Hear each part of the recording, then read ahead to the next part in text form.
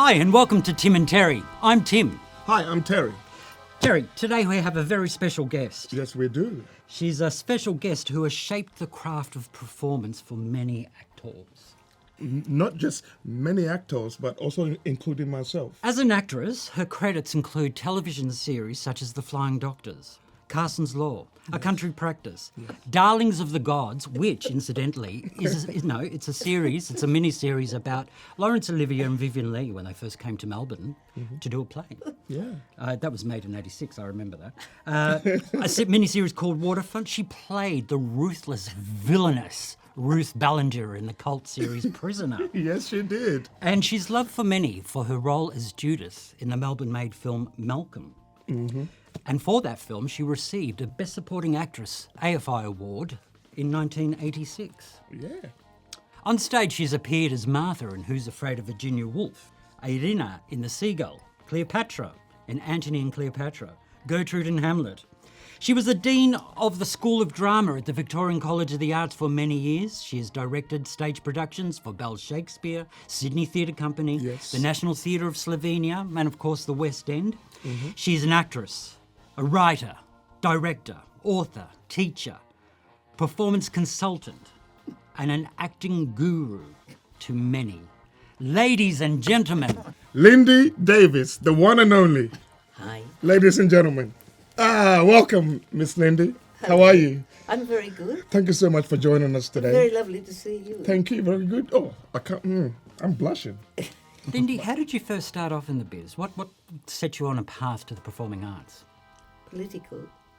I was a hippie, and the Vietnam War was on, and I was at Monash University. My particular age group were being called up, and there were a whole lot of demonstrations against America, and we started developing street theatre in our demonstrations. But apart from that, we'd gone to theatre because we were all part of the Monash Players. Yeah. And we opened up the Alexander Theatre, and Richard Murphy and myself and John Romrell and a few people were at the University of Monash, and a very inspirational man called Lindsay Smith. And oh, I know him. He was my English teacher. oh, he's an amazing human being. Yeah, Lindsay with a Z-double-E. Yeah. Yeah, he was my English teacher. He taught English to me. An inspirational friend, wonderful. Richard directed he and I in a Strindberg play. Beautiful human being. And what happened was in 1968, because we'd been so committed to these wonderful pieces of theatre that we created, which were influenced by the bread and puppet theatre, and Romrell wrote them, and the wonderful John Hawkes was also at Monash. He's the person who develops, Circus Oz and everything. And we met up with the Melbourne Push, which was Graham Blundell, Kerry Dwyer and Jack Hibbard, and the Melbourne Push and the Monash Push came together, and we formed the La Mama Experimental Theatre Company. And Tim Burstall and Betty Burstall had just come back from New York, and Betty wanted to recreate a theatre like La Mama, so she took over the old shirt factory and created the theatre. And she'd cook food for us, and she was a heavenly person. And we were there, and then reached a point where we were very, very successful. We were doing American plays, Sam Shepard, Megan Terry, very interesting work. We were completely not interested in British theatre. We all rejected NIDA out of hand because then that represented, no matter how good the people were there, it represented British drawing room theatre, and we were wanting to find the Australian voice. And I remember on hot summer's days looking for a bigger space, going through the laneways looking for bigger spaces. And then Graham Blundell came up with the Pram Factory, which had been the costume store of the Melbourne Theatre Company. And he was working at the Melbourne Theatre Company doing small pieces of work. And at the Melbourne Theatre Company, he was directed by a wonderful, wonderful Australian director called George Ogilvie. And George Ogilvie was one of the first graduates of Lecoq. And he came and did mask workshop with us, and it was out of George Ogilvie's Lecoq work that our style at the Pram Factory, which was big, you know, it was never ever naturalistic. It was big and flow.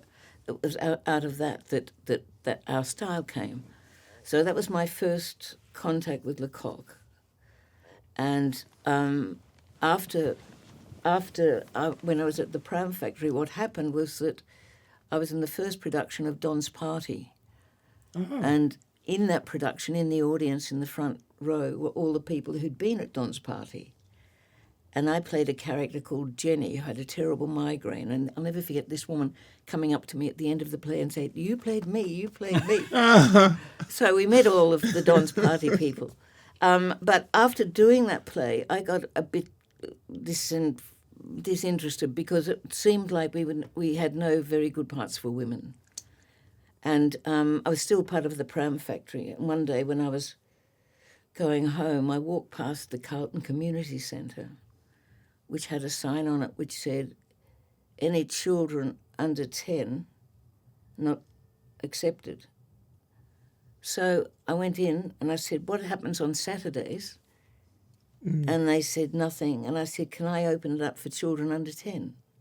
And at that stage, I was working at the Melbourne Stage College, which was a place that trained teachers of drama. Because what had happened... Is that what became Rusden? No, there was Rusden at the same time as us. Oh, right. And what happened was that I'd left Monash and I'd come to... And I'd had to, because of my studentship, teach a primary group for a year.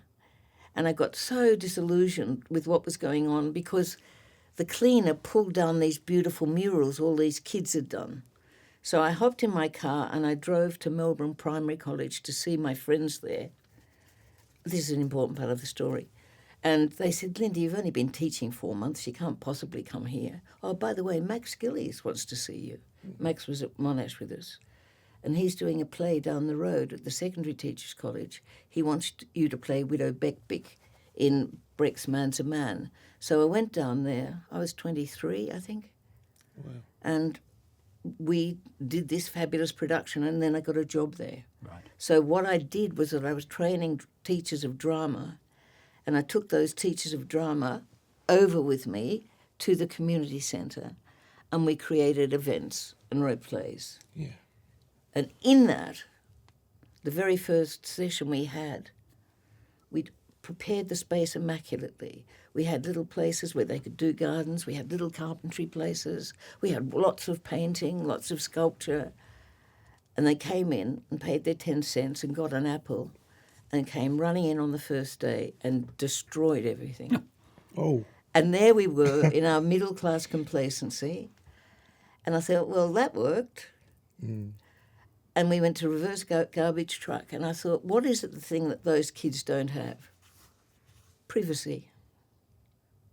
So we've got a whole lot of washing machine cartons and brought them in so they could create cubby houses. And it was out of that work, of the way they all changed through extraordinary play and becoming different people through role play, that I saw them healing. And that was remarkable for me because I, as an actor, had stage fright as a result of doing writing that wasn't really, shall we say, properly formed, because I was very quick. So Romer would come in and say, "Listen, I've got a foolscap page. Can you learn that and go out and do it?" This is now before we go on. Yeah, sure. So we were doing all of this work very quickly. Suddenly I started hearing all these voices. "Get off the stage. You're not an actor. Get off the stage. Oh, no. Who do you think you are?" So that is what propelled me to work with these kids. And then out of that became the whole process of feeling that what we were doing at the Pram Factory lacked the quality and virtuosity of what was needed. And all of my friends, when I got this stage fright, said, "Lindy, it's okay, you get acting books." I said, "I didn't do any acting. Well, you just get acting books." And I got these acting books, and they're all about objectives and obstacles and what you want. And I just got short-circuited. I thought, no, I can't act anymore. I can't, if that's acting, I can't do it. And that's when I made a decision. I thought, which is the great work that I've seen? Let me think of who I love watching. And I remembered the quality of Grotowski's actors.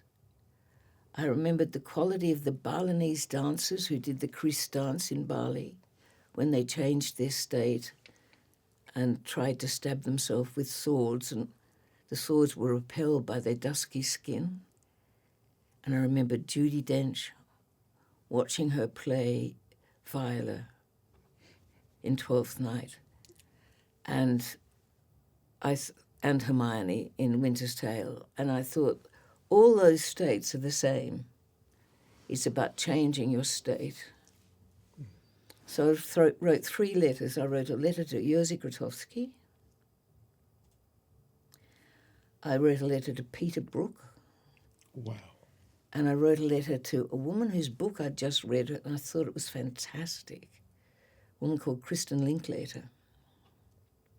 And I wrote a letter and asked them if I could work with them. And were you able to acquire that? Oh, that's beautiful. Where was Grotowski? Was he in Poland at the time? Yeah, I went to Poland. And what happened there was I was invited to go on the Mountain Project, but I had a date. I had a date with Kristen Linklater in New York. So I'm in Poland in July, but I have to be with Kristen Linklater by the 15th of July. I'm in Poland in June. I have to be with Kristen Linklater. So I was thinking, oh, what will I do? I'll give up Linklater and just do this. And then Grotowski said, oh, no, we're going to Canada. You can come and be with us in Canada. This is an incredibly remarkable story because this is such, I mean, you know, today we send emails, but you sat there, you wrote a letter, you read their books, and they responded. And they responded. To this girl in Australia. Yeah, this 685 Brunswick Street, Fitzroy. My name's Lindy Davies. Can I come and work with you? And it's a bit strange because what And they happened... said yes. Well, it was a bit that Kristen said yes. I didn't hear from Grotowski. I just had to go there because he only spoke French and I'd written in English. Right. So I had to go there. We Right. spoke Polish too, but I couldn't speak Polish. So I had to go there. That was the odyssey. I had to go. And with Kristen wrote back, and this is a wonderful story about Brooke. I got a letter saying, sorry, he's going to be making a movie called Meetings with Remarkable Men. So he'll be away. He'll be away in Asia Minor. But what happened was, and it's all accidents. I won't go into the stories because we've got so much to talk about. Through accidents, I ended up fine. And you're right, no emails, no phone calls. No. I ended up finding out about the fact that he was doing a special stage, 3 months, where he was training the actors to do the Mahabharata. So Yoshi Oida had said, you have to bring in Japanese masters because we can't do an Asian classic without working with Japanese masters. So they brought in a kendo master, a Shinto priest, a Buddhist monk, an Aikido master, and we would work with them in the morning. We'd start at 7 o'clock in the morning. And then in the afternoon, and in the morning they'd be rehearsing. And then in the afternoon we'd work with Brooke while they worked with the Japanese masters. Does that have anything to do with the book that you told us to buy, The Invisible Actor? Yeah. Yes, Yeah. that's right. And that because Yoshi had been in that same workshop Yes, with me. Yoshi Oda, yes. So out of that, he wrote The Invisible Actor. Yeah, right. He was there at the same time with me. And so what happened with just that thing was that my life changed because of the Buddhist monk. Wow. So with that whole odyssey, it was when I was in Paris working with Shuko, the Buddhist monk, that suddenly I understood what acting was for me. Yeah, right. Which was? Being in the moment and allowing oneself to be in an altered state of consciousness which bypassed the rational self. And if we're going to talk in terms of the way they talk about the brain now, it's stopping the control center and allowing the reptilian part of the brain to take over. But in meditative terms, it's allowing yourself to be in the alpha state. But my way of getting there, I remember I found it through, we did 100 salutations. And I remember after doing these 100 salutations thinking, I think that's the place. I think that's the place. And I remember walking out the Théâtre des Bouffes to go to the Gare du Nord, and I was thinking, how can I translate what's just happened to me? And I noticed all the people on the Gare du Nord were doing three things. They were running, they were walking, or they were standing still. So but it was like a dance. Someone would sit down and someone else would turn away. Someone would run, and they were in a framework, which was the train timetable. So it was like watching a ballet. And none of them were thinking about what they were doing. There was instinctive, intuitive movement happening all the time. And I thought, well, I'm going to develop this thing to find the impulse to walk, to stand. And then I started working, and I developed impulse work. And then Yes. I got an invitation to come back to Australia and become head of acting. And so my whole first company, all they did was impulse work, the poor things. Impulse work. And I'd work with Kristen, so they were doing dropping in. And so the whole odyssey from then has been developing the basic principle of finding the impulse to speak, Yeah. but not allowing the rational mind to be there. Yeah. So essentially, it's now distilled into this, that your conceptual self is the one that does all the work on the period, the social and political context, the themes, the basic preoccupations, the writer's intention, the director's intention. You do all that work conceptually, and then when you go into the space to work, you're working experientially, and the rational mind can't be in there. And that's when transformation happens. Connection to language? Completely, that's everything about it. But you cannot connect to language unless your imaginative self and expanded awareness is vibrating. Well, the thing I'm finding with these masterclasses I'm doing throughout the world, I'm finding more and more and more I have to focus on expanded awareness. Yeah. So they understand, for example, that memory is cellular. So an actor, for example, will say to me, I have no imagination. And I say, no, but the imagination isn't something you can possess. It's something you are. Mm. The cells are repositories of memories. When you smell something, suddenly you're back having a broken love affair in autumn in Melbourne in 1968 or something. The whole thing is that you are the imagination. It's not something that you possess. You are it. You said with the vibrating. Yeah. How do you know if you're vibrating? How do I know the vibration? How does one know that you're vibrating? It is. You feel it. You feel it? It tingles. It's a It's like that feeling, thing when yes, you're in front yeah. of an audience and you feel the hum. And there's that hum. There's nothing quite like it. I suppose this actress had stage fright on the Pram factory stage in 1971, I suppose it was, or 1972, around there. And it took her until 2018 to articulate what her process is. And my process is every actor's process.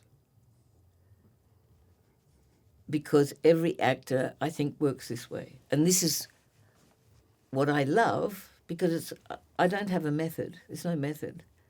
I have an approach which your uniqueness can fall into. Yeah.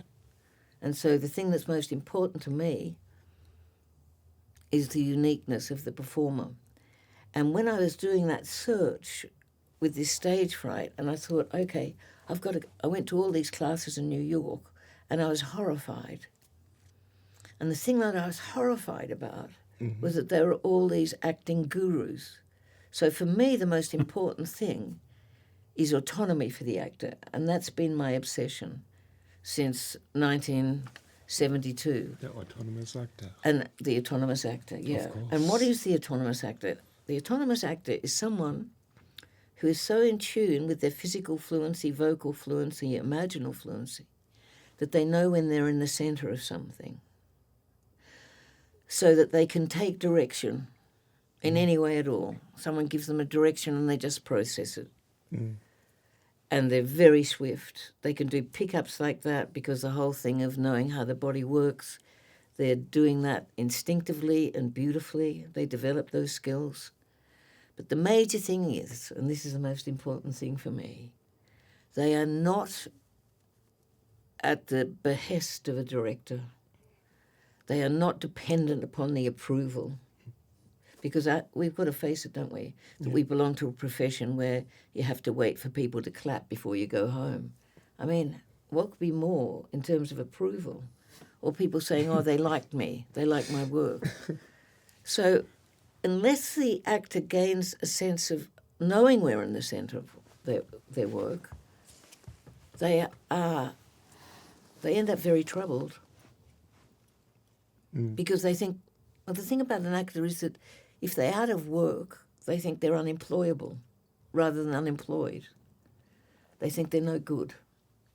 So I suppose my obsession has been with developing an actor's inner self so that they are integrated, complete, and are true to themselves. That's been my only obsession.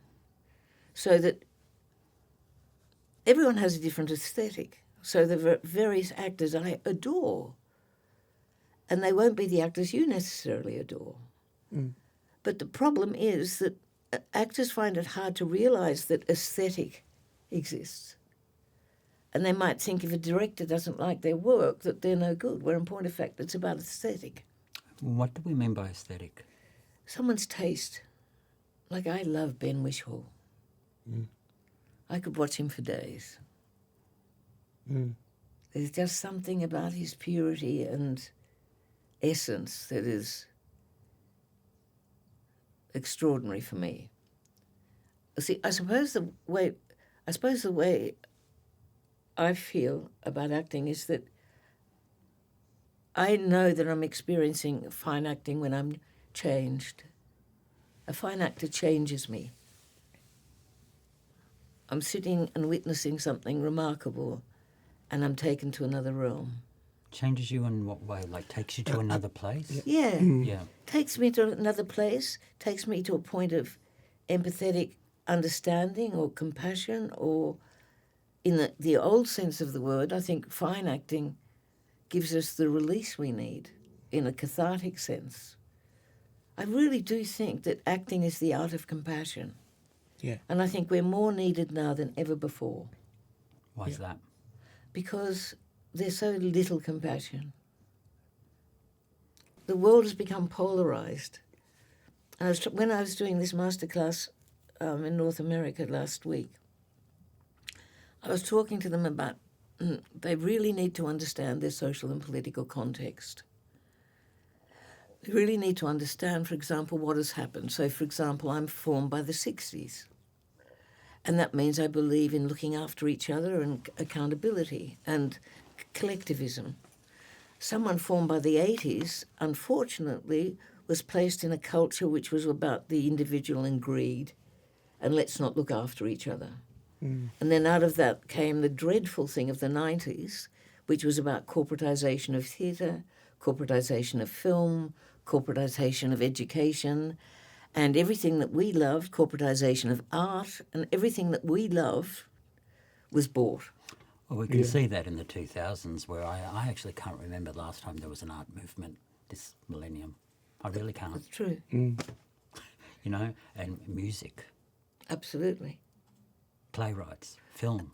And with all of that, we get a ghastly thing that happens where that dreadful attitude of the corporations, where, I mean, a lot of people who were born in the 80s grew up in one-parent families because of the way their parents were treated. And the way their parents were treated was that they had to work to 9 o'clock at night, be there at 6 o'clock in the morning, and people were finding it hard to survive. So a lot of family breakups happened. But then the worst thing about that was that out of that, we go into 2000s, and the 2000s is taking that cruel behaviour that becomes absolutely galvanised by terrorism and the whole thing of what happened in New York, 9/11. Yeah. And then out of that ghastly behaviour goes into reality TV. So you start getting reality TV about exclusion and punishment and someone being sent off the island. All anti-compassion. And scrutinisation. Yes. You know, they pick at you like a chicken bone. And I think the thing that made it even worse, and this is the major healing that I find I'm doing with actors, is that generation who are formed by Facebook, that's based on approval, likes or dislikes. The algorithms that control those kids, likes and dislikes. And so now we have suicides, blah, It's blah, frustrating. blah. So I think that's why we're needed. It's because of the polarisation that's been set up. You hold the space so people can investigate deeply. Yeah. Because I think as actors we have a wonderful, wonderful, wonderful life because we get to live life deeply. Yeah. In what way? In every way. I was thinking about that yesterday, actually. I was thinking about the fact that someone gave me a cake. And I don't eat cake, but I was being polite. I was there for afternoon tea. And they handed me the cake. And I said, thanks very much. And I bit into it. And suddenly I was 5 years of age. Oh. And I was with a colonel in his sitting room. And he had a brass table which had elephants impregnated on it. And he had a little glass dish. And he'd handed me the glass dish to have a date. And I had a date and I hated it. But because Colonel Tate had been so nice to me, I ate it. And suddenly, yesterday, my teeth went into a date. And suddenly I was 5. You see? Yeah. That's what's so wonderful. Because in order to do our job, our access to our life has to be always there. Yeah. Deeply. Yeah. Is the possibility of every moment. I always think that you just need to scan vigilantly, never miss a trick, take everything in, listen to conversation. That's why I used to love going to op shops and just listen to the two old ladies talking and, see how people react. I was always listening in. And you were dropping them in. You were dropping them in. I mean, that's the whole thing. That's what acting is. It's dropping in. You're dropping in, you're breathing in life. You're breathing in who you're going to be becoming. But it's only through that sort of alert state of awakefulness, which you described then, that you can do it. It's also, I think that process of becoming someone else, you have to be egoless, and that's what the Buddhist monk taught me. And when you, invisibly, are there observing all the people in the op shop, you're egoless. You're allowing yourself to be changed by what you're witnessing. I've seen some people and I've seen them take on a role and I sort of think you're not becoming because you're too into yourself. Oh yeah, they're ego bound. Look, I want to ask you a bit of advice, Lindy. So you've worked you've directed obviously quite a lot. Yeah, I have. How do you go about working with an actor that does have an ego and, you're giving a direction. Now, we're holding hands here. This is a production. We're all holding hands in this production. There's a director, there's an actor who's going to bring those lines to life, there's a DOP that's going to shoot it beautifully, etc. And you're giving your direction, but as you're giving the direction, they're just going, I know, I got it. And they're not actually listening to you. Okay, so I'll do a rewind here. The most important thing, there are three things that make our work possible. One is a good script. One is a great actor. And one is a good floor plan or blueprint. Blueprint. The shape of Yes. the shot, whatever you're doing, Yeah. isn't it? The frame. It's to do with casting. That's where it starts. What I do with that, you see, what you've nailed is perfect with me, because when I was writing my book, which is now called The Intuitive Actor, A Path to Autonomy, it was at one stage called Not Knowing. Because as an actor, you have to not know. In order to be in the moment, you have to not know. You can't be in the past, you can't be in the future. You have to not know. So if I was dealing with that actor, it's probably insurmountable, but I'll tell you what I'd do. I'm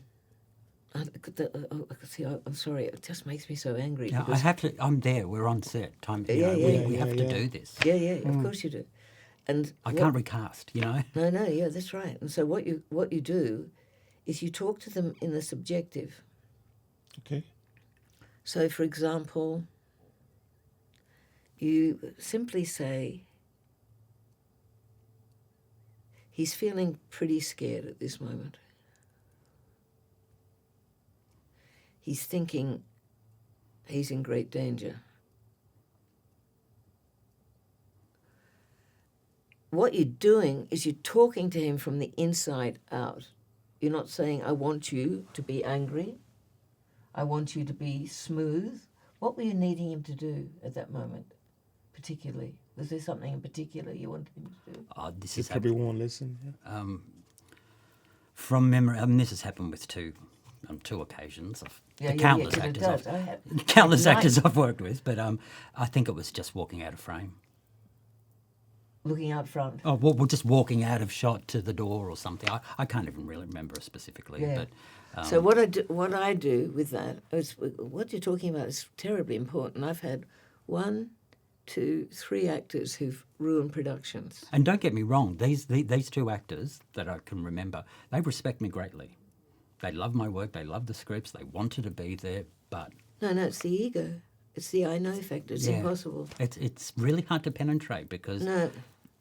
And that's why I can hear only, it in my I ears, can only rehearse by dropping in abstract blueprint.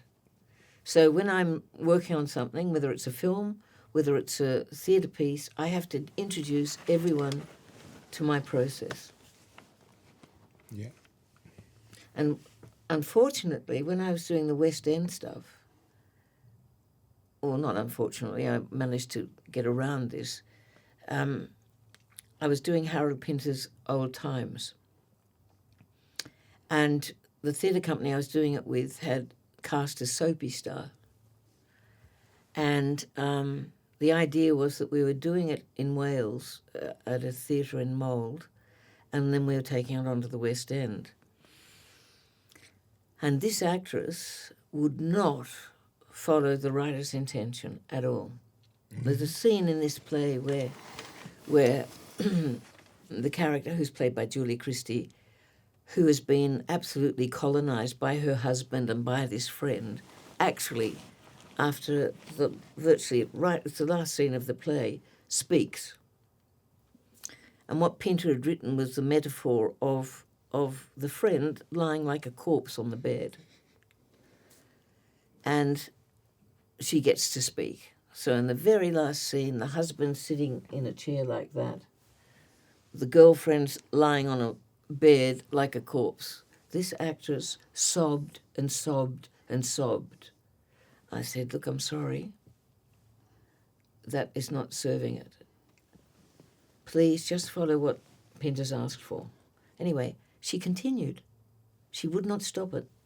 And the big night came when Pinto was coming up to see it. And she sobbed and sobbed. And I thought, I can't cope with this. Anyway, we went out for supper. And Pinto loved it. He just adored it. And he said, well, I think we'll go to the West End. And I said, I don't want to. He said, why? And I said, can we talk tomorrow? And I spoke to him the next day. And he said, I understand that, and we can do it because it's a new production. But I could not get her to change. There was nothing I could say. So what do we do? Well, I think that you have to actually mitigate the damage, make sure that there's not too much damage on the other actors. You said I've seen so many productions that have been destroyed. Yeah, by actors who know. And it's always actors I haven't cast. It's always actors like, when I say destroyed, the whole thing is that I've been madly trying to protect the lead actress from the behaviour of an actor.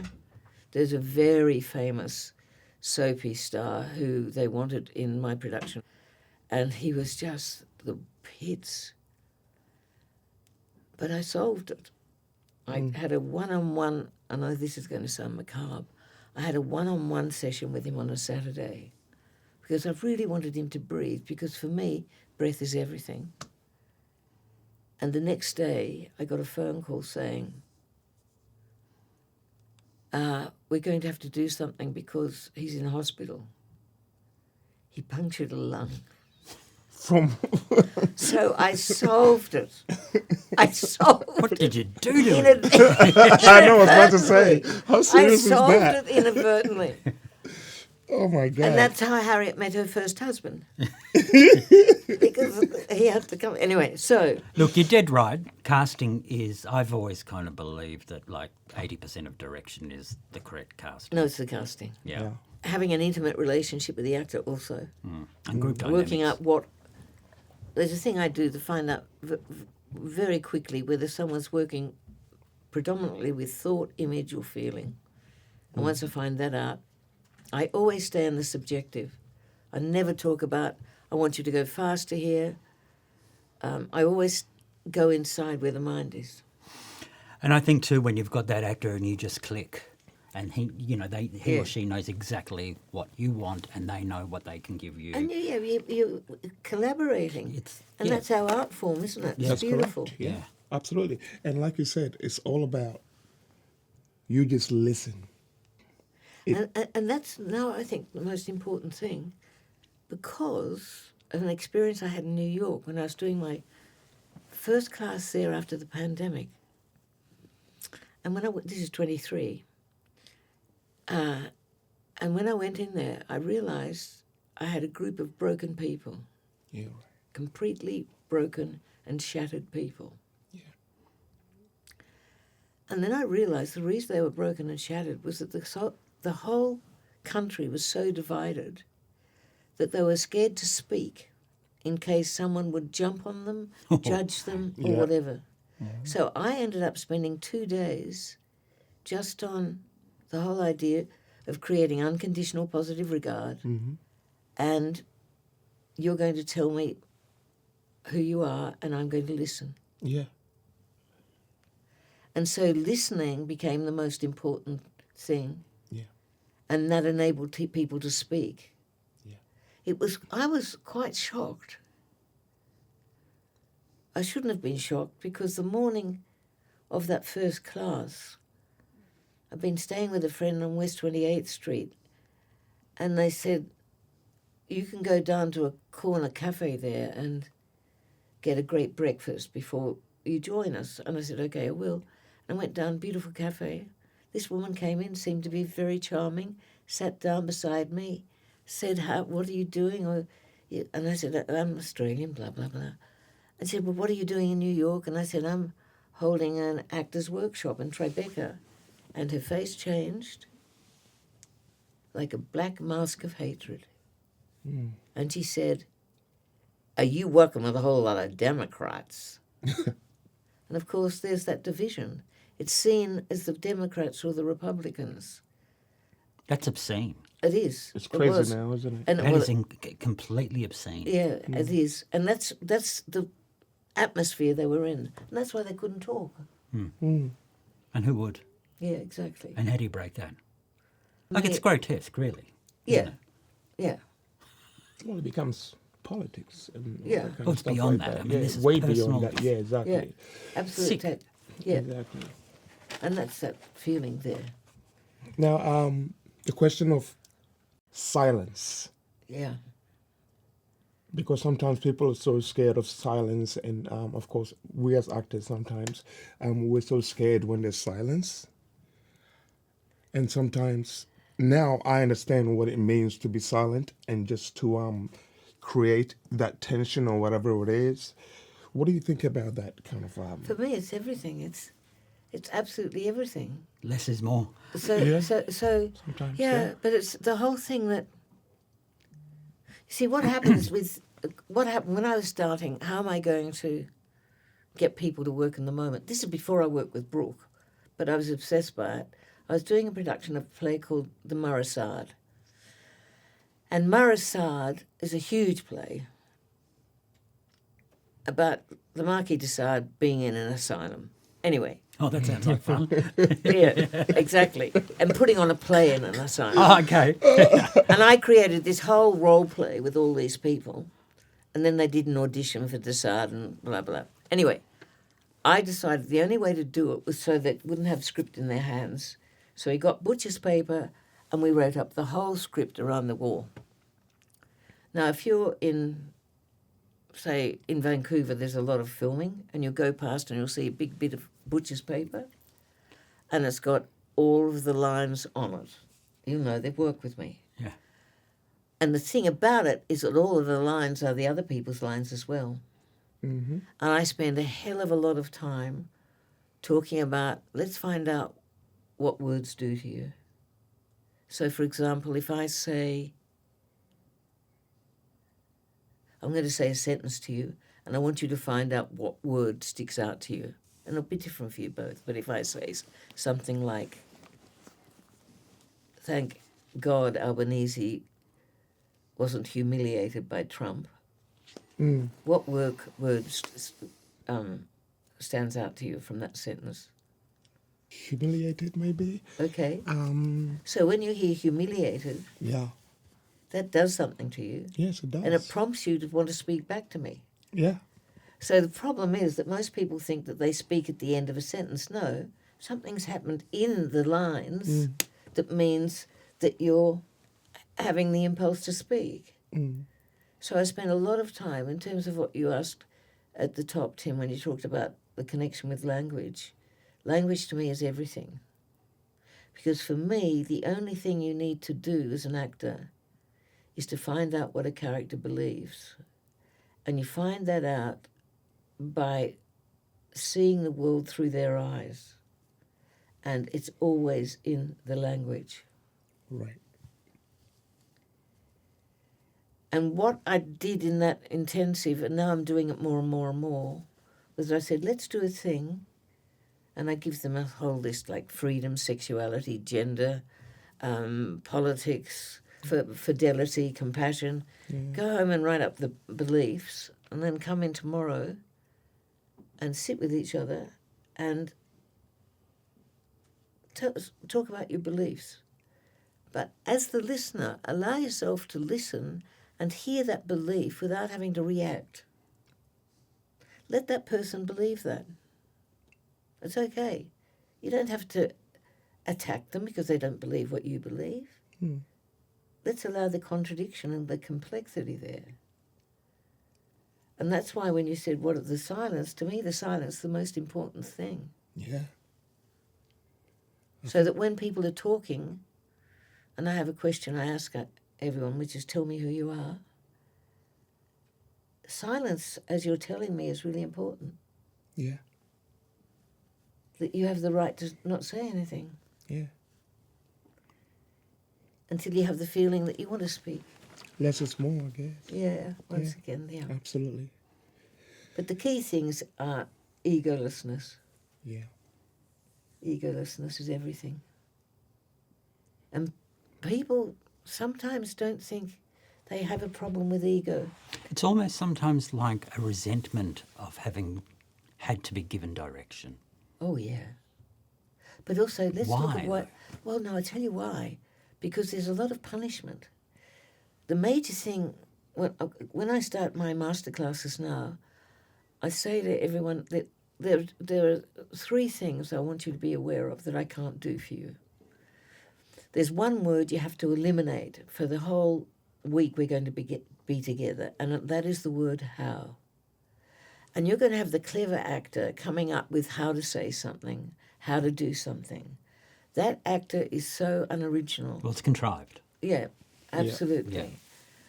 But they And do you can that. see it. It stinks. Yeah, The camera's oh. an unforgiving. Yeah, It and sees it's there, through that, isn't it? yeah. Yeah. And they're listening to themselves. It's what the camera picks up that's not in the script. Absolutely. But, sorry, go on. Yeah, but the whole thing about dropping in, which is wonderful, is the camera picks up the inner life. Well, yeah. Yeah, which is beautiful. So this thing about how most actors in most rehearsals now, they're not given enough time and they have to come up with how very quickly. What people who work with me do is masses of preparation.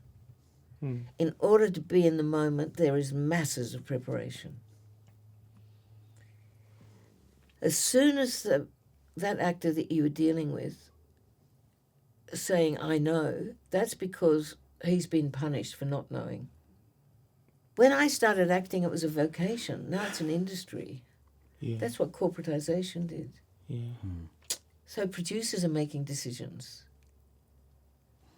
So before you came in today, I did a bit of research and watched a lot of some of your screen work and that sort of thing that I could get. Oh. And so there was a certain, there was quite a lot up to a certain time. Around about 1986, you received your AFI award for Malcolm. Then what happened? Did you decide that you didn't want to act anymore, or? Well, no, what happened was that I got a phone call.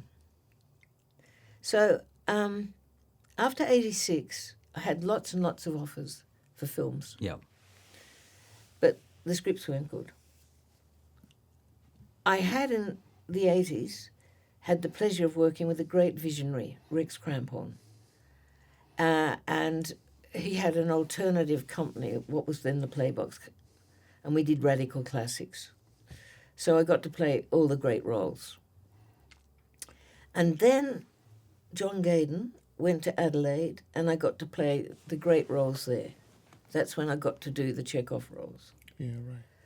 And so that's where I went to do that. And then in 1988, 89, I went to a new theatre conference in India, and I got a phone call at the hotel the night before I left India to go to London from Julie Christie, saying, I've heard about your work, will you come and work with me? And- Just so it happened I was going to London.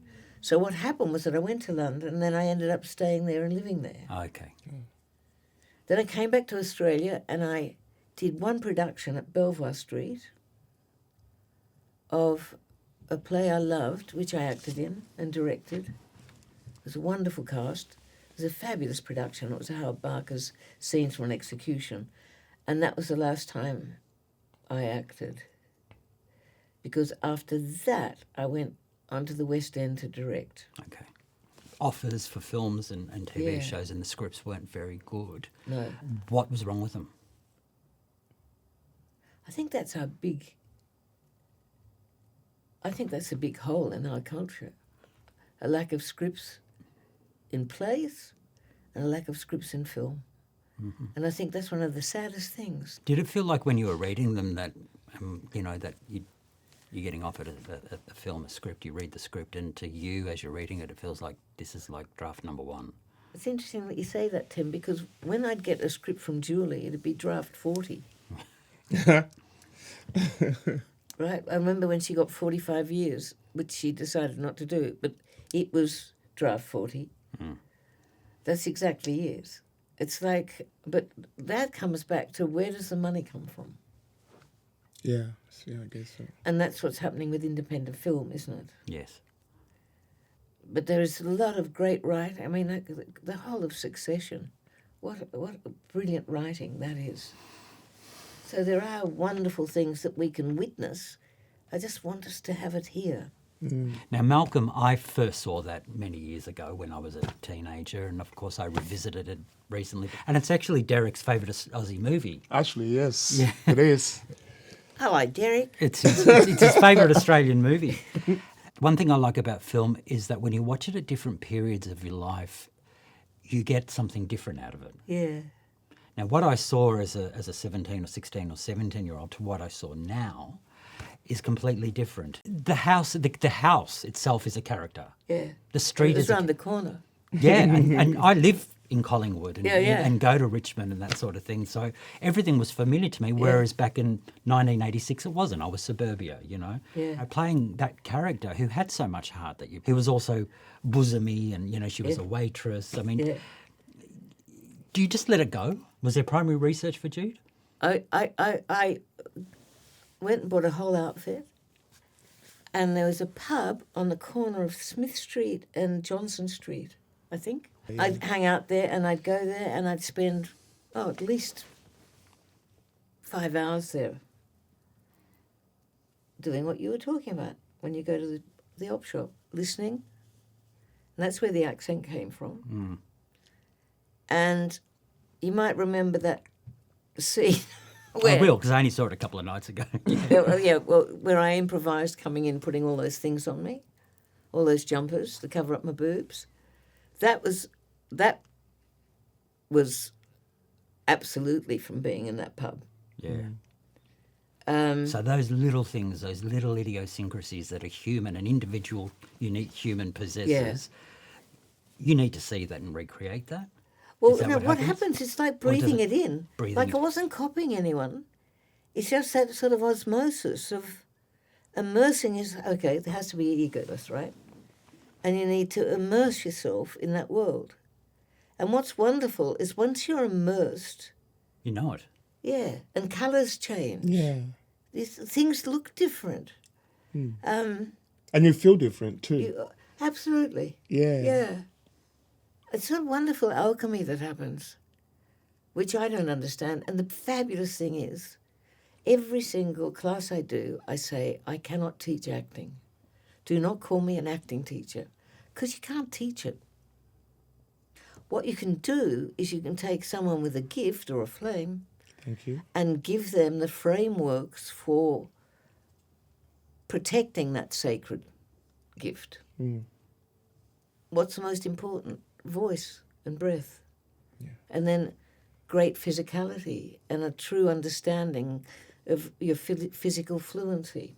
Yeah. And as we talked about before, expanded awareness. I did another character, which I did great research for. I was doing it, this wasn't a film, this was a play. And there used to be a place in Smith Street called The Last Laugh. Yes. Which was a tryout. Wasn't I telling you about it? You did. We mentioned it in our series because it's set in the 80s. Oh, yeah. Dad says to him, I'll meet you down at The Last Laugh. Corner Gertrude and Smith. Yeah. That's right. I remember that scene. And so what happened was that this was a great play by Terry Johnson. I don't know if you ever saw his play Insignificance about Einstein and Marilyn Monroe. Oh, yeah. Yeah. So he was always interested with the idea of what happens if you put two opposites together. Well, this was a play called Not Suitable for Adults that was set in a strip club. No, in a hotel where there was a stripper. And a comedian who did, takeoffs of people, impersonations, and a feminist comedian. Now, so my boyfriend was the person doing impersonations, and I was the feminist comedian, and there was a stripper. And he wrote this I can't do the actual speech here because it's got so many swear words in it, but he had a fabulous monologue. And I thought, well, what am I going to do? So I dyed my hair pink, and I went and I got khaki clothes. I went to a tryout night at The Last Laugh. And I thought, well, I've got to find out what it's like. I do have to find out what it's like.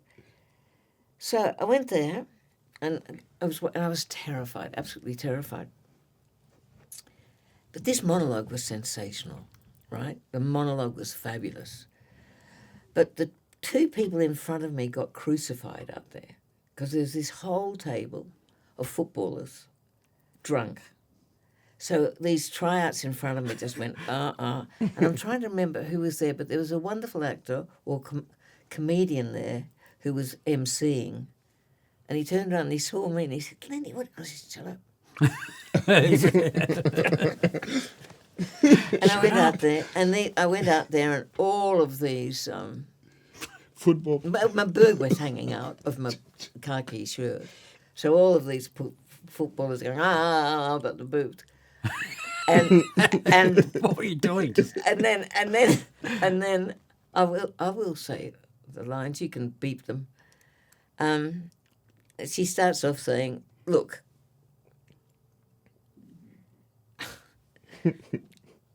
If a man's pretty good, you say he's got balls. But what do you say about a woman?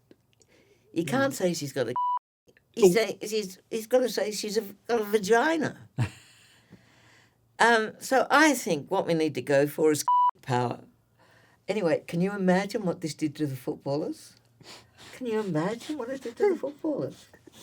Absolutely, the footballers. They were beside themselves. Anyway, there was something about the way They would have been gagging for it. They would have. There was something about their obstreperous nature that made me play it all to them. Yeah. And this and that. I got about 7 bookings. Oh. And I came downstairs, and everyone, and they kept on coming up. And Pinder said, "Are you no, no, no?" And I'd have to say, "Look, I'm terribly sorry. No, I'm not a comedian." Yeah, well, no, I'm not. I didn't write that. That's written by a man called Terry Johnson. But that was fabulous because I thought, all I want to be is a stand-up comedian. After that, pure adrenaline. It was wonderous. And that real direct contact. What was it like getting that complete thunderous laughter and immediate too? I'd say that one of the things that when I was an actor that I had was wit. So I would make people laugh often. And I love joy. I love the joy of it. Yeah. And I'm talking about not going against the script, but just using the complicity with an audience. Yes. And not doing that stuff with actors do that's so ego-bound that they talk to them, but just that sense of, it's to do with timing, isn't it? Perfect comedic timing. Yeah. And the interpretation of this line could actually be very funny. Yeah, the And throwaway. this takes me to the next some of the scenes that I saw of Prisoner and your character in that. God. And I know, but it was an arch villainous, but there were 2 scenes where, and I just saw this recently, and one of them was you and Ferguson, Maggie's character, the freak, are about to get on a plane, you've taken a hostage or something like that. You turn around and literally say, if I had my way, I'd throw the bitch out of the plane. But you laughed. Because I don't think, it was incredibly funny. Yeah. And then there was another scene where you've been shot. So you're putting, disinfectant on your arm, and in comes one of the mercenaries that's, taken over the prison. And he's kind of sleazy, and he goes, "Can I kiss it better?" And you go, "I don't want to make it septic." I haven't seen that, but brilliant. I will see it now. I must have a look at that. I haven't seen it since 1986. Well, yeah. Oh, no, 84. 85, yeah, 84. 84, when I was playing Wow. Gertrude at the Art Centre with Robert Menzies playing Hamlet, most magnificent Hamlet, and I couldn't pay the rent. Right, so I you was took on Prisoner. $200. So I said I'd do Prisoner for 6 weeks. Well, it was a vicious role. I know. And from what I saw, and really, so basically your character is a mob boss who lives this extravagant life in Argentina or some non-disclosed South American country, I think, who is worth billions through drug trafficking, gets sent to Wentworth, and for some reason is allowed to have caviar in her cell, Smokes some salmon. salmon, a brass bed, a telephone. And the set looked like early Franco Cozzo. Yeah, completely Franco All that Cozzo. red and gold. And Louise says something, tell your old man, and you just slap. His name is Arnie Ballinger, and you will speak about him with respect. I'm too scared to watch it. You know, you're foaming at the mouth, and it's just Oh like... my God. This is Same. incredibly popular, you know. Well, the funny thing is, I was Googling it too, and there was an interview with Boy George from Culture Club, Oh, yeah. and he was being interviewed, and someone asked Boy George, what was it like when you were sent to prison, because he did some time himself, what was it like being sent to prison, you know, being a celebrity and everything? And he turned around and said, well, it's not like, you know, Ruth Ballinger from Prisoner. I didn't get... so he's even referencing your... I didn't get caviar and salmon and... Which Louise used to bring me. That was when she didn't have any lines hardly. Right. It was amazing what happened to her after that. It was fabulous to watch her ascent. Yeah. Do you have She any... was beautiful. She was beautiful to work with. I loved working with her. Well, you seem to have had a lot of scenes with Lois Ramsey. Do you Yep. remember Lois Ramsey, you know, Yeah. the tea lady from the box? Yeah. And Annie Phelan. Darling Annie, see, the thing about it, do you know the truth about why that character was brought in? Your character, Ruth. Yeah. Yeah. That was terrible, the reason why my character was brought in. Because Annie Phelan, who would have been at that time, from my understanding, because I wasn't a TV follower, the most popular character on television. And She was the top dog. yeah, Yeah. she was the top dog. And amongst the cast, beloved, a very special person. And she asked for more money. And they sacked her. And then they got But they you. knew No. they couldn't get away with it. So what they had to do was to create this character, Ruth Ballinger, the idea being my husband was Arnie Ballinger, a drug lord, and they'd stop me at the border to trap him. And he sent That's right, he sent in paratroopers to get me out. And in a Learjet and everything, and they came into the place, and I shot her.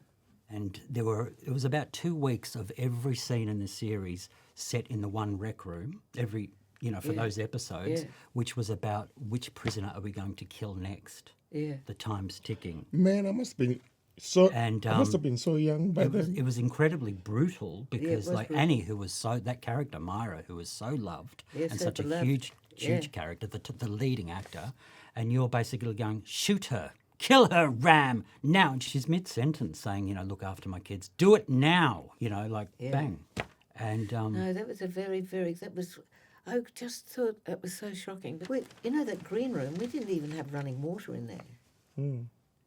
That was a portable in a huge cold warehouse. The conditions for actors, and that last night, politics, you see, here come my politics. We were on a night shoot on top of a roof, and it was raining. And we were on a night shoot to something like 4 a.m, and it was dangerous. And the next morning, I was due at makeup, I think at 7, without a 10-hour break. And I went to the union rep, and I said, they've broken through two basic actors' equity rules, and we need to do something about isn't it. there meant to be a certain amount of hours between the Yeah, it's supposed to two be 10. shoots? Yeah. It's like 10 hours or But something. the other thing was that we were supposed to be, if we were up there in the rain, we were supposed to be harnessed, and we weren't. So there was no OH&S? No. And the interesting thing, and this is the whole thing about politics, I suppose, the interesting thing was that the union rep was upset that I brought it up. Because there was such, but I remember never forgetting the fact that we were at danger that night. Yeah, I was about to say. And Annie actually did say once, I think she's gone down in record to say that it actually cost the producers more with the story of having her written out of the show, of her having murdered because, you know, of armourers and explosions and bombs, than it was to actually have paid her out for the rest exactly. of the year. Yeah, and kept a popular and character. the point was that she was a wonderful character. And a beautiful actress. Yeah. It was just really unfair. And they were the 80s, and this was when greed is good and we are trash. The actor is the bottom of the pile. And I think that's the other reason why I'm obsessed by autonomy. We may be called the talent, but we're always the bottom of the pile. Could you find that you could use impulse work in an ongoing soap opera like Prisoner, where was there any sort of impulse work there? Well, everything I did was based on finding the impulse to speak. Yep. But also the part of my work, which is the blueprint, which is, and we've all been doing it as we've been talking. Sometimes you've been like that, sometimes you've been like that. Mm-hmm. And what happens with blueprint, you find out where you need to be in order to speak. So actually I can't speak to you unless I'm looking at you like that. Or like that. So that was part of that. But no one knows that, you know. Yeah. What about reaching for objectives? Do you sort of unitise a script and write down I'm completely against all of that. Okay. I do beats, And bridges, yep. which are just small pieces of action. But I don't do... In fact, script analysis is very important for me, looking at what the themes are, but nothing to do with objectives, Why is that, Lindy? because that makes you go into here. It makes you go into here and decide what you're doing. And then This you whole can't thing get- of having a whole lot of actors round a table deciding what they're going to do, that's not acting. That is not acting. That's a mess. It's a spaghetti mess. But having actors who absolutely, immerse themselves in the social and political context and advance the meaning. Advancing meaning is everything. And being aware of the shape of a scene is very important. Yeah. Because that's the beautiful thing. You're looking at something that's based on an Aristotelian model of the dramatic climax. So every scene's going there, with a little denouement sometimes, and every beat is going there. And that's where you're headed, and that's what your responsibility is, to advance the meaning to that point. I think that's why I think abstraction is so important, because remember in Space 28, you created all this mess in Space 28 and we just had to guess. But the thing is, we had this monitor with all our words, with all the other characters' words, so you didn't have to go into here. No. You were just in that moment and you would just have to stay in that moment. Yeah. And then every now and then, okay, you look up, you take your line, and then you go into it. And I swear to God, Tim, it was line by line, but it took hours upon hours to be able to understand what that line means. And it was really beautiful to have experienced that. And we used to do that every day. And Lindy would just sit there and just be like, I don't believe you. I love that. She'd just be like, do it again. And that makes it work so hard. Come on, find it. And also, the idea of finding what your prop is was a part of the, because there's no point of having way too much props as an actor. But if you choose the right one, it just works. And that was what abstraction is. And then, as soon as you get back onto the stage, you understand it now. And that prop now means something to you. It's almost like a personification of what the actual prop is. The prop becomes a part of you. Have you ever seen the series Weeds with Mary Louise Parker? She plays a character called Nancy Botwin, who she's a single mother whose husband has passed away, and she becomes a weed dealer. Every scene you see her, she's got a coffee and a straw. Yeah. It is a part of her. She's so good. It is literally an extension of the rest of the That's body. exactly what abstraction is. Yeah. And she's just constantly got a Starbucks kind of plastic thing. Right. If Now I she's remember not, it. so if someone insults her, she just goes and drinks from it. And that is so much more powerful than her looking insulted. It's just beautiful. So that is what you're saying. That's exactly what we're talking about. Yeah. And So- that's Linda's work. So when you're in a prison cell at Nana Wadding, and you've got shoulder pads, and there's all these other women with no makeup, and Jesus. what's your obstruction there? Yeah. Oh, the abstract. That's the Franco-Cozzo cell. Cell. And what was like to touch that dreadful nylon satin. I find touch really important. Yeah. Sensory work important when you perform or teaching? Oh, yeah, no, when I'm performing. Like, for example, I did Martha twice, and when I was doing Martha the second time, there's something about the cigarette box that became incredibly important. Yeah. What was so important about the cigarette box? I don't know, there's something about the texture of it was sexy or something. And I'm having to seduce a younger man, so that was the... I get it. Okay, I get it. Yeah. And she was walking around in high heels. It was a strong character. Yeah, And quite a vile character. yeah, I think... When I say vile, is that she had no scruples. Oh, not one. She would have stepped over you on a bed of nails. Oh, well, no, see, what actually happened, I have to tell you the truth here, what actually happened with that character was she got a bit popular, so they had to Right. change the script. And suddenly, I'll never forget this, I said, hang on, I wouldn't have said yes to this if this was in there.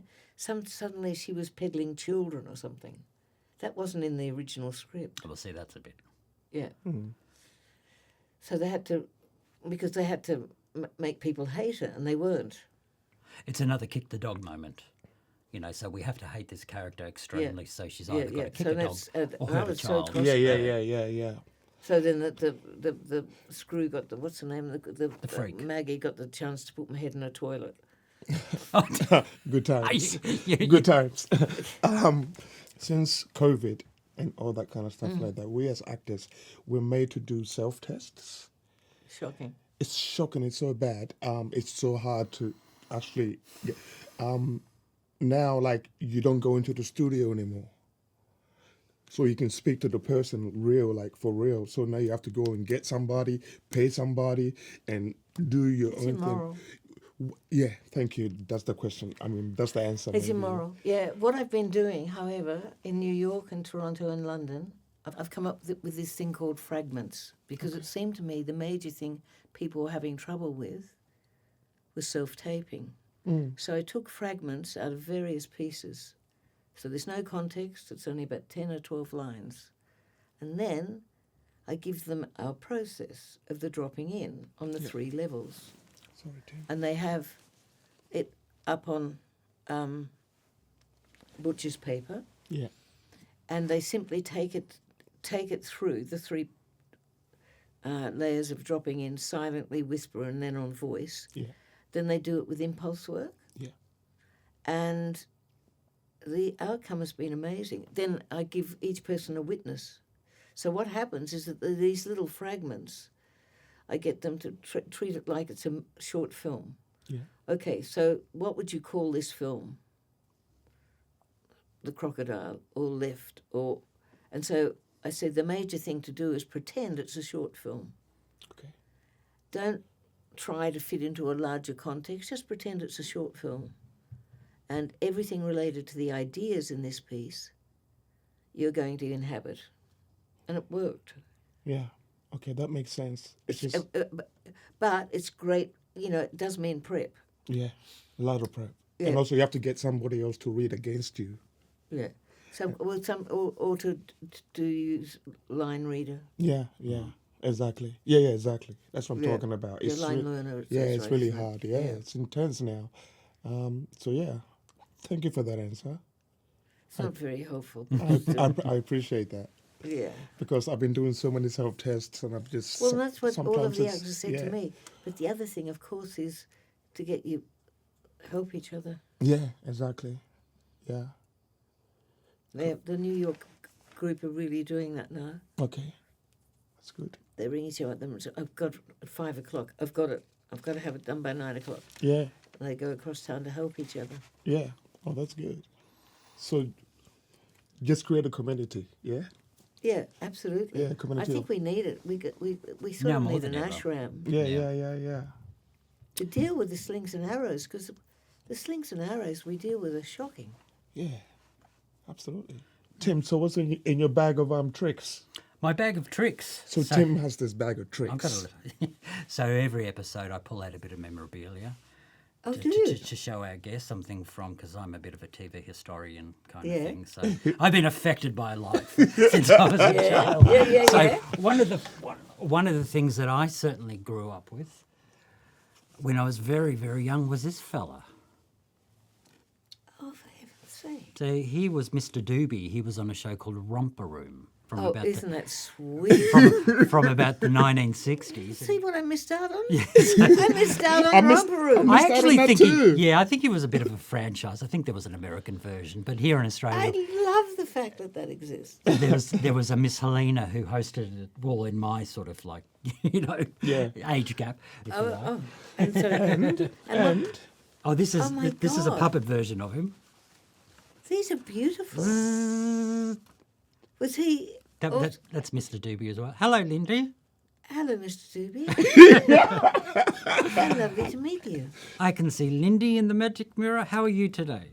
I'm incredibly well. What have you been doing today?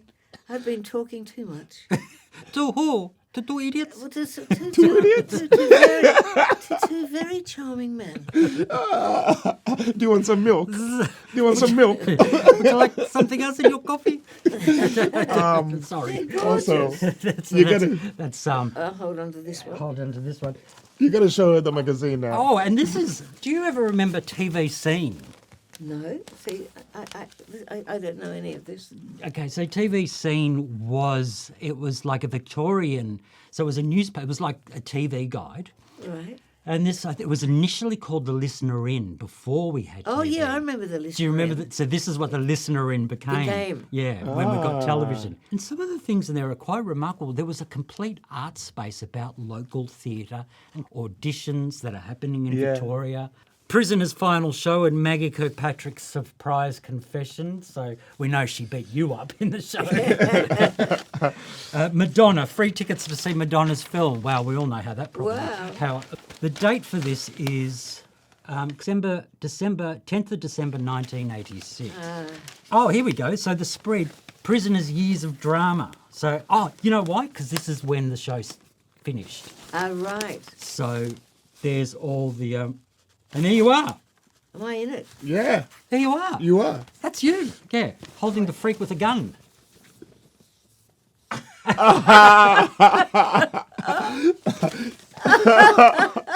What's it say? Siege, the freak, is held by ruthless mercenaries. You gotta take a photo of that and give it to her. At least. Surely, you gotta do that. Prisoner, jailed February 27th, 1979, date of release December the 11th, 1986. It was axed. You know? See, I was such a theatre person Yeah.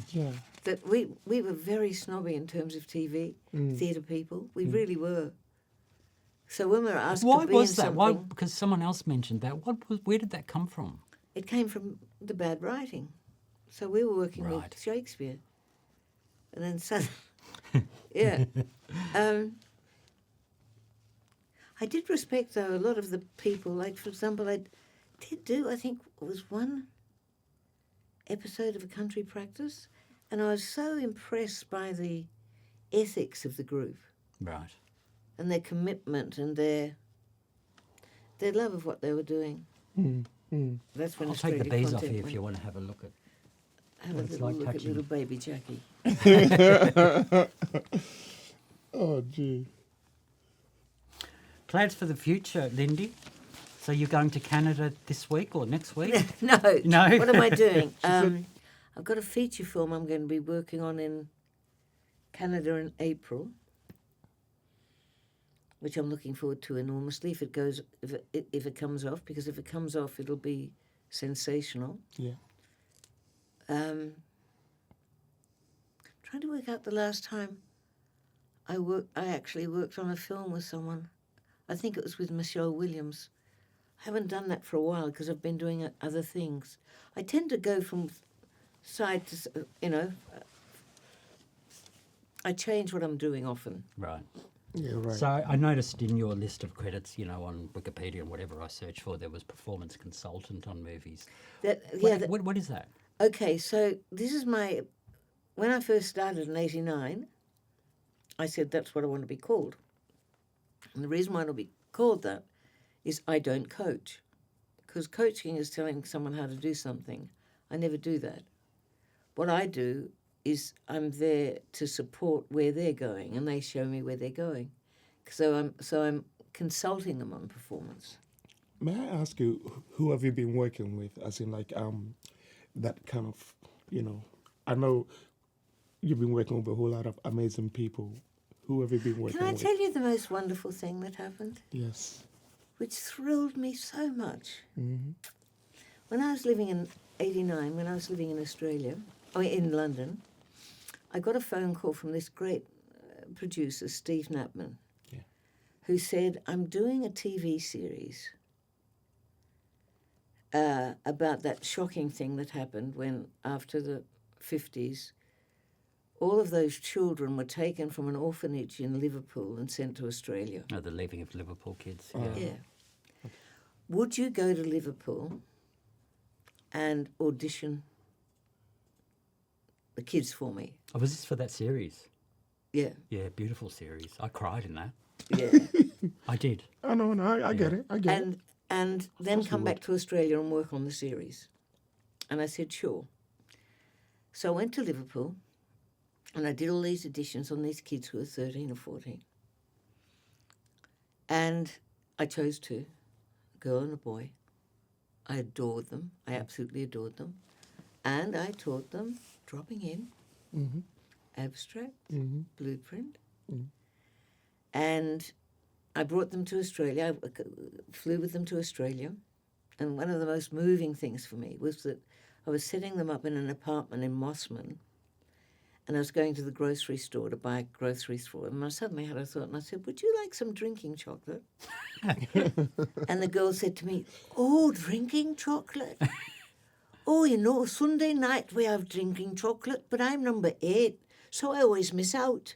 And I said, well, you can have your own box. So I got very close to them. I sat down to watch Adolescence. And there she was in the very first scene. Wow. My little girl was now the wife of Stephen Graham, blonde hair, Christine Tremarco. And I was so proud of her. And I thought, that, to me, is one of the most special things that's ever happened to me. And I contacted her, and she apparently had just done, because I had no way of ever finding her. But of course, now she's on IMDb, and I contact the agent, and I say to the agent, just tell her that Lindy's contacted her. I'm in London if she wants to talk to me. This was in August when I was in London. And she rings me up. Wow. And there she is, this 45-year-old now. And she said, Lindy, I was just talking about you on this podcast, where I said, you taught me everything I know. and it was so beautiful, this thick Liverpudlian accent, which I'm not doing well. No, you're doing great. But I felt so, and so at the Emmys, there she was. She There was was nominated. Michelle, and there was Kate. And I thought, oh, little thing. You're talking about Kate Blanchett? Yeah. Oh, right. And I thought that little thing was there, and she said, Kate's going. I'm going to see Kate. She was so thrilled, this little kid. It's been So a film next year. So what I'm doing, I'm going to Sydney, and I'm going to move back to Melbourne. I'm moving back to Melbourne to all my family and friends down here. I'll sell my house, then go to Canada and do the feature film. It's New York, actually, and Canada. And then I'm going to do more master classes and finish my book. And your master classes, how does, is that for actors, aspiring actors, or is this for... It's usually the people who are coming are between 30 and 80. And how would one go about applying to do that? Oh, yeah, on my website. Yeah. Yeah, on my website. Because I don't advertise. It's just on my website. It's really word of mouth. Right. And what's your website called again? LindyDavies.com. LindyDavies.com if you're interested in looking at the website, looking at the master classes. Terry, you had a good time Oh, my God. with your dean. Oh, my God. I've had the best time ever. Thank you so much. You've made my week. You've made my month. You're going to make Very my good. year. And also, I feel like everything is coming back again. Good. And so it's really beautiful. So I can incorporate that into my work too. So yeah. Well, it's been delightful to speak to you about those things. I feel like I wanted to hear more from you, though. Me? No, both of you. Both of us. Yeah. We should have coffee then. Sometime. It's good that. That's really all now.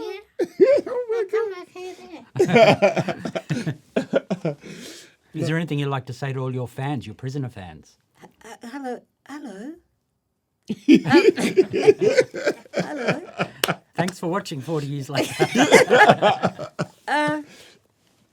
Well, apparently, I've been offered. I had this whole wonderful group come from England. When I took up my position, I flew back from London to take up that deanship, as it was called then, and a whole lot of people came from Prisoner. And they knew I loved vodka, and they brought vodka. And they've asked me over the years to go over there and do those junkets and things, but I've never been able to. But I did say yes to doing one in February in Melbourne. So that will be the first one, the time Ruth Ballinger has ever reappeared.